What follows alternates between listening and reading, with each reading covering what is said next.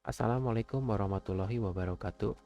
Kami dari kelompok 3 akan melakukan suatu percobaan, yaitu analisis paket menggunakan Wireshark demi pengumpulan tugas jaringan komunikasi data.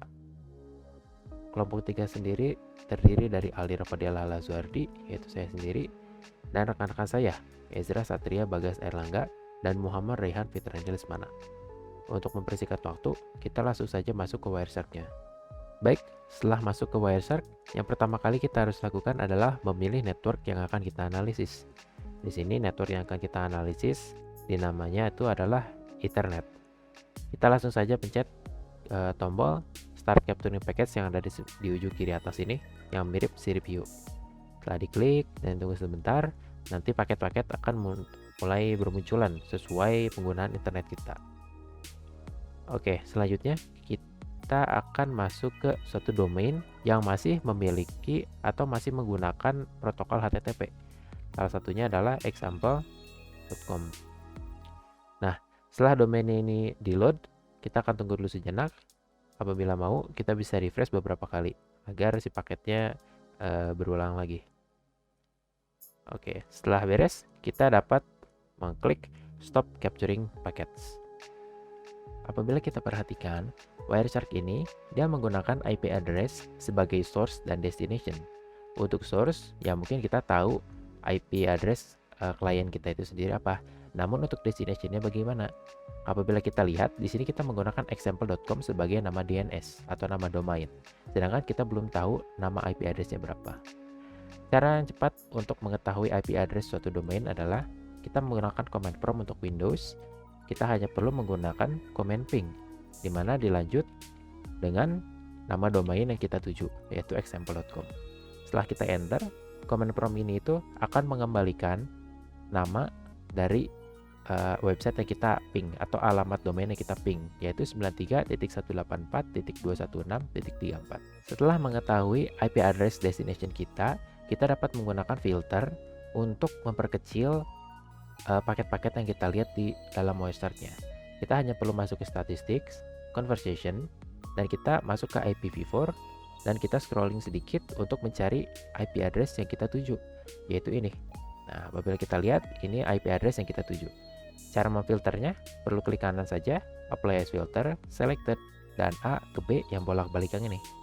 Nah, setelah kita klik, kita dapat close menu conversation ini, dan di Wireshark filternya telah jadi. Sekarang, kita akan coba menggunakan follow TCP stream untuk mengetahui details-details apa saja yang dapat kita ketahui pada Wireshark ini mengenai si website example barusan.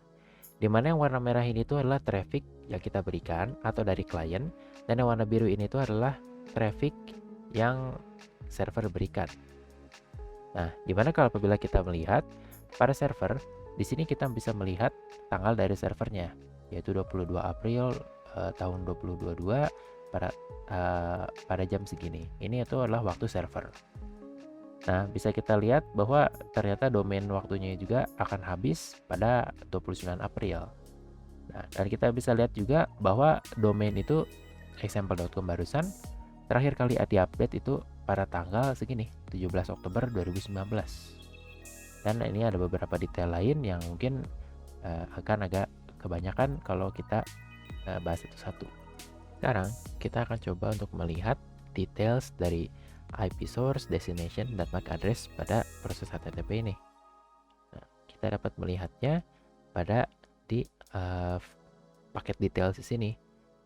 Nah, di sini kita bisa melihat untuk Internet Protocol version 4 atau protokol IP.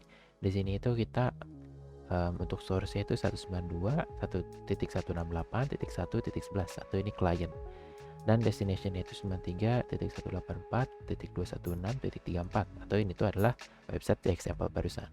Nah, bisa dilihat juga di sini di Ethernet 2 atau di sini tuh MAC address-nya, di mana di sini adalah address fisikal yang menghubungkan dari motherboard atau dari komputer ke router.